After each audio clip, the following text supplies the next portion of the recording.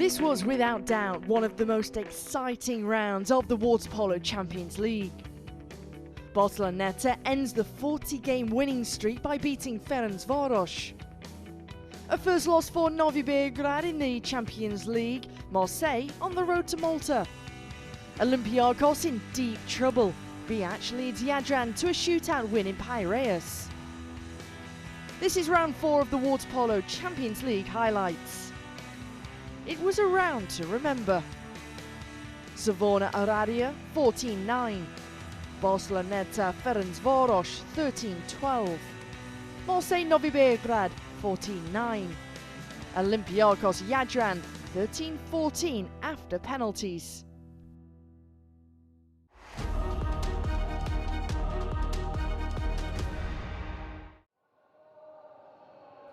Savona entered the 4th round match with 3 points, whilst Oradea was on 0. This was the last chance for both sides to catch up in the hunt for second place, especially the Italians. In the first round, Savona was convincing away in Romania, winning by 6 goals. The Italians entered this match better too. After just 5 minutes of play, they had a 3-0 lead.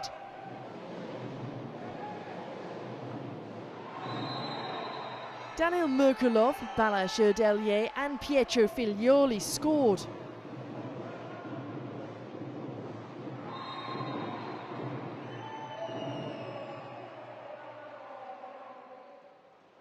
The Romanians briefly managed to reduce the deficit through Andrei Gheorghe. But by the end of the first quarter, the hosts had restored the 3-goal lead, thanks to Alessandro Gulotti. After a goalless period, Savona also took the biggest lead of the match, with a goal by Davide Occhioni with an extra player. They didn't stop there either. At the end of the first half, Lorenzo Bruni made it 7-2 with a goal from the centre position. And so after the first 2 quarters, the game was practically decided. Gulotta and Bruni killed the hope of any turnaround for the guests. True, Oradea then scored 2 consecutive goals through Petar Velkic and Filip Gardashevich, but it was too late for any sensation.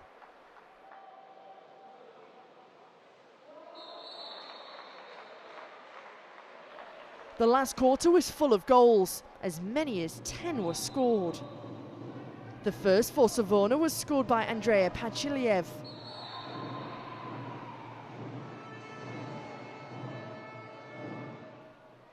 On the other side, Tiberia Nagrien retaliated. After that, it was goal after goal, and Erdélyi scored for the biggest +6.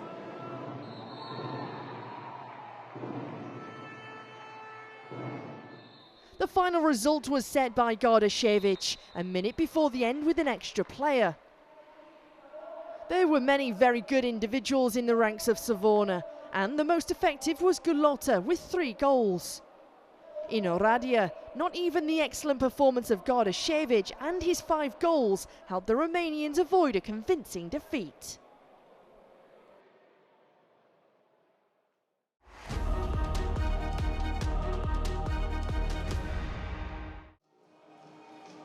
A rerun of one of the most anticipated contests of the season.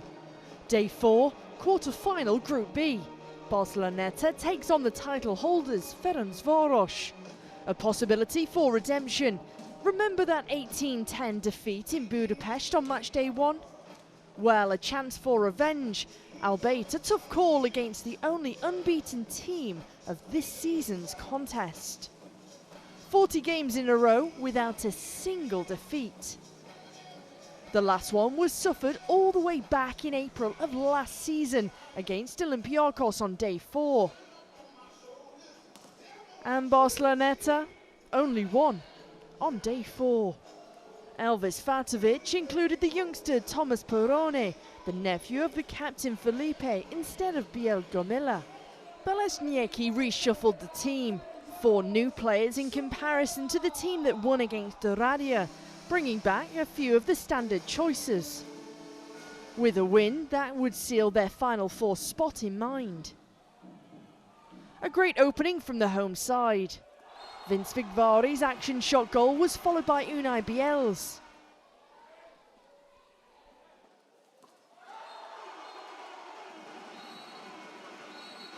A great defensive display. Just look at the time before the Fradi scored their first goal of the game, with around 3.5 minutes before the end of the first quarter, thanks to Miguel de Toro. One of the best goals of the game, a splendid backhand. And yes, that de Toro, an ex-man of Barceloneta until this very season. It's back to familiar territory for the first time since switching caps. 2-1 turned into 3-1.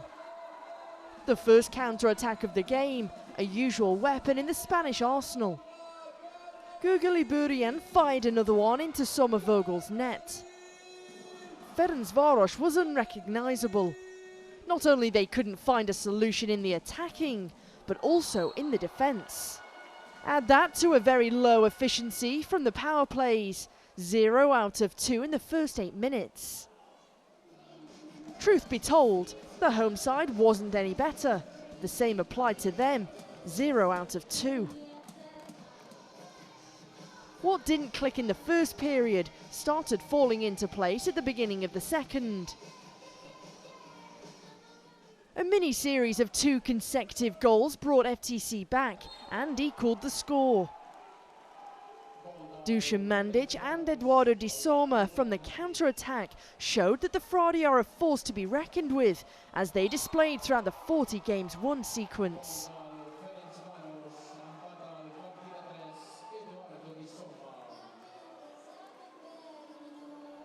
Unlucky for them, just 20 seconds later, the Spanish side had a chance to regain the lead. Vigvari was precise from the first penalty shot of the game. Stylianos Agriopoulos had a winning solution from the 4th extra player attack. The Greek hit the back of the net for yet another equaliser. Alberto Munarriz answered right after. The second numerical advantage turned into the +1 advantage on the scoreboard. Oh, about the goalkeepers, Vogel 4, Iguere 3. Those were the numbers of the goalkeepers. But bear in mind, one of them will steal the spotlight by the end of the match. 16 minutes down, 16 minutes to go. 5-4. The game was far from finished, more like it was just about to get started. The 9th attempt from the power play opened chapter 3.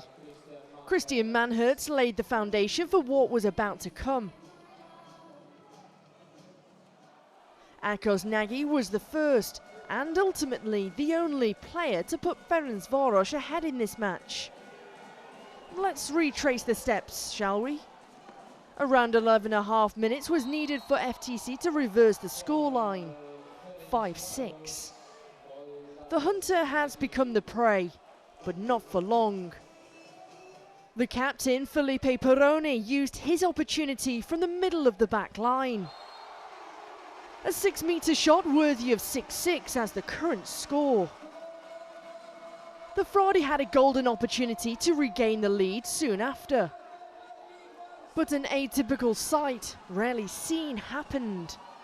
Mandic went to the 5-metre line, eyes locked with Aguirre between the posts. But the ball didn't pass the Spanish wall. It was yet another save by the Spaniard. Additional material to encourage Barceloneta that they have what it takes to inflict them their first defeat of the season. Martin Femeras joined in on the scorer's sheet, 7-6 with another shot from the back line.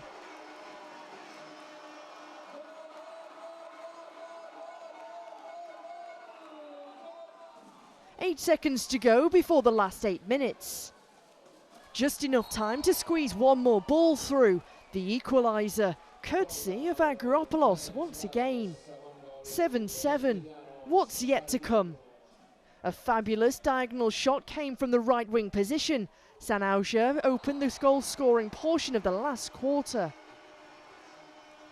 Prior to that, De Toro got the bystander status with his third personal foul, the first player we said goodbye to before the last whistle.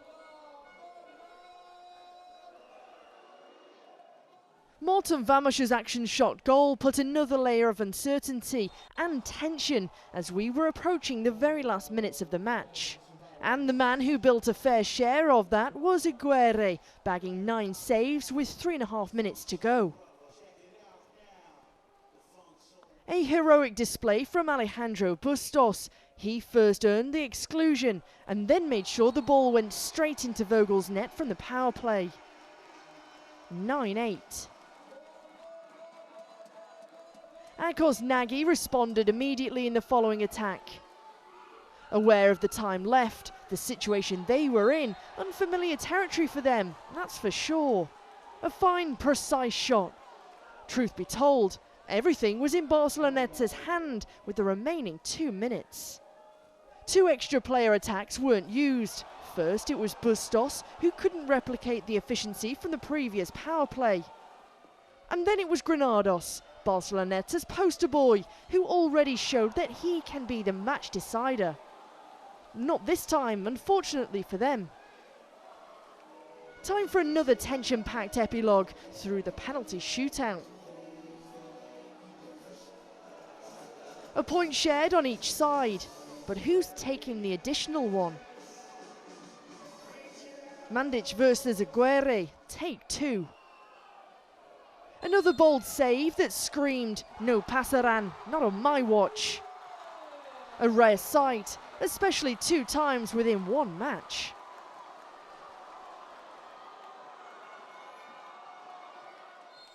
Peroni turned the first 5-metre opportunity of the shootout into the goal, 10-9. Remember when we said that a certain goalie would later on steal the spotlight? Well, if he didn't do it from the first Fradi attempt, he sure did at the second. Another penalty shot saved, this one from Manhertz. Aguirre was on fire that night, his 12th save of the game. Granados, Fekete, both of them were on target, as well as Sanauja and Vamos. And then the Fradi were given a lifeline. Biel hit the crossbar.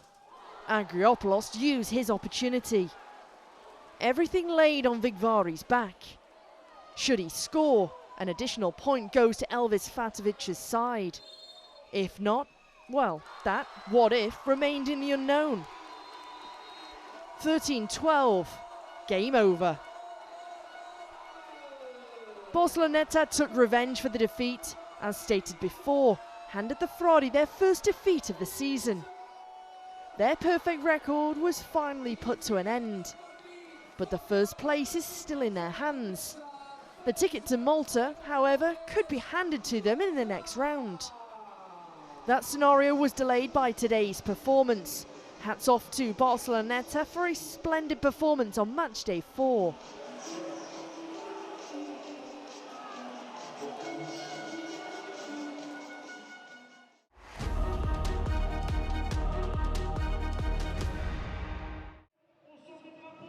Marseille and Novi Beograd played a very important match for the final tournament.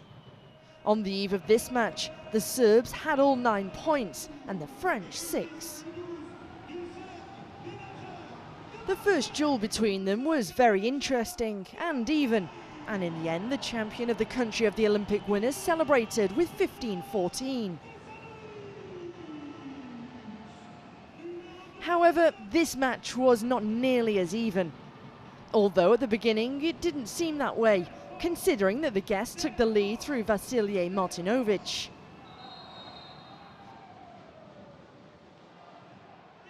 The hosts equalised with a goal by Toma Vernu, and soon after turned the game around through Alessandro Velotto. We waited until the beginning of the second quarter for Marseille's first breakaway, when Daniel Angiel was precise.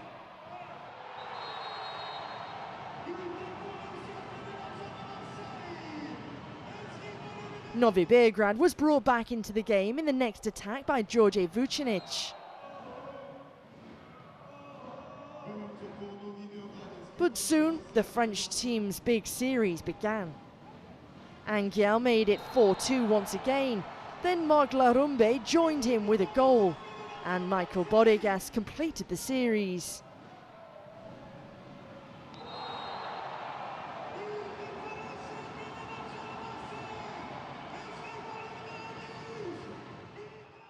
That was briefly interrupted by Nikola Lukic, but then two new goals from the home team followed through a spirited Angel and Hugo Crusiliat.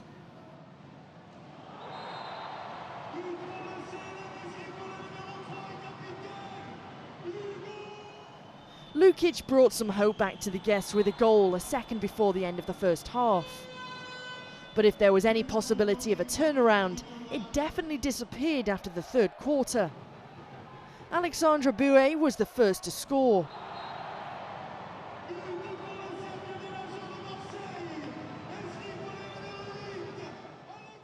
Bodegas continued the series of goals, and Larumbe joined him. The Spaniard also scored half a minute before the end for a huge 12-4.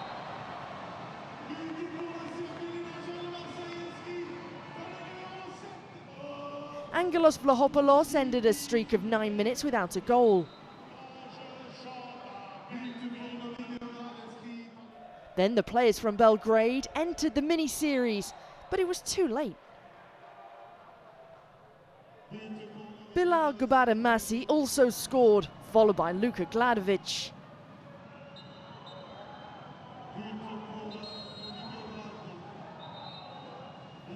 Andrea Perlanovic, a Serbian in the ranks of Marseille, stopped that with a goal for 13-7.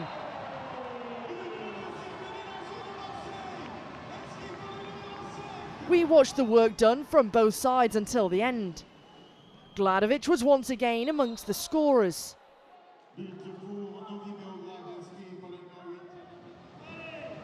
On the other side, Voloto immediately retaliated. Dimitrios Skompakis scored the last goal of the game in the last minute.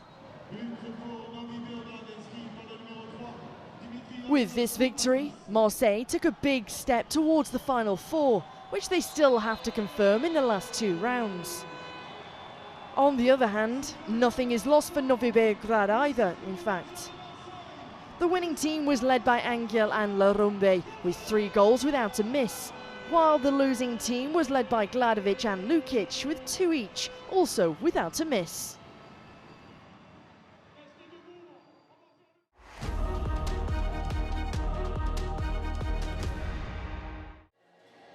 To be or not to be?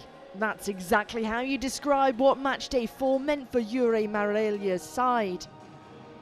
Fresh after winning the silver medal at the Regional Water Polo League just a few days ago in Herceg-Novi, Jadran travelled straight to Athens for another round of water polo excitement. And hopefully for the first points as well. Olympiacos, on the other hand, had 3 to their name. But truth be told, their displays were far from what we're used to seeing from them, especially at their own water polo home. So the maths was simple. If Jadran manages to win, it would keep their European dreams somewhat alive. And if it goes the other way around, the whole focus for the remaining portion of the season goes to the Croatian champion title defending pursuit. Not such an eventful first period. It produced only 3 goals. Ioannis Alafragis and Andro Bushlier got on the score sheet first, and it took Jadran almost 5 minutes to find the back of the net through Lauren Fatovic for 2-1.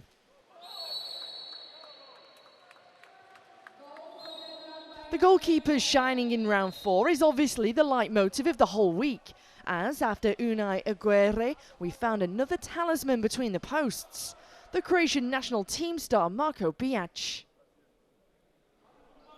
One of the best goalkeepers in the world did what he does best, stop the penalty shot from Ioannis Funtelis, his ex-teammate, not too long ago, and it won't be the only one. Another Croatian within the Greek powerhouse's ranks, Luka Lončar, put the ball behind Bijac from the counter-attack to extend the lead. Fatovic was on target yet again after 9 minutes of the match for the away side. But keep in mind, they could have been even closer to reducing the deficit, if only they used at least one of their 6 extra player attacks. Meanwhile, Olympiakos used 1 out of 4. Dimitrios Nikolaidis added another +2 with a centre shot a minute and a half to go before half-time. Speaking of centre players, Dusan Banicevic netted the opener of the penultimate quarter before it was time for another penalty shot. Konstantinos Genodinias was summoned next for the task against his former teammate who, as you probably know, spent 3 years defending the red and white colours. But as it became clear, Biac brought his A-game to this one as well, stopping another penalty shot. So the counter says 2 out of 2, but fear not, he will add more. You just wait. Gugo Zelanki capitalised on the power play to score the home side's first goal of the period. And Konstantinos Kakaris joined in as well to extend the lead once again with 35 seconds to go. 5-3. But the battle was not over yet. There were still 8 more minutes to go. As shown by the Croatians, who strung together 4 unanswered goals in the final quarter through Butic, Dušević, Fatovic and Berahulak. But just before the Aussie netted his first goal of the game, we brought out our penalty shot counter. Part 3 this time featured Dimitrios Dimou, but just like his compatriots, he fell short. Biac 3, Olympiakos 0. Locking the score sheet at 7-6 for the Croatian club, and locking his goal once again. A 4th penalty shot saved. Zelanki was next to take the shot, but no can do. Biac denied him the pleasure of beating him from the 5-metre line. Jumping to the very end, so 4 seconds to go, Hrvoje Koljanin calls for a timeout. 2 seconds to go, Genodinias produced one of the best goals of the season. He pulled a Granados move. Remember the finals of the European Championship last January against Croatia? Well, this one wasn't for the win, let alone for the title, but the backhand goal fueled another wave of excitement. The first 5 attempts on each side of the pool, all precise. Some of them made up for their earlier missed shots from the 5-metre line. So we went into round 2 of the penalty shootout. This time we stopped at Funtelis, whose shot was, just as the first time in the second quarter, stopped by Biac. Full circle, eh? 13-14 for Jadran, who takes home the small consolation prize in form of the additional point, as their European journey most likely came to an end. The question is, how will the outcome shape up, as there are still 2 more games left? 2 more opportunities for Hrvoje Koljanin's side, who has to play their cards right, and hope one of the contenders for the Final 4 tournament doesn't.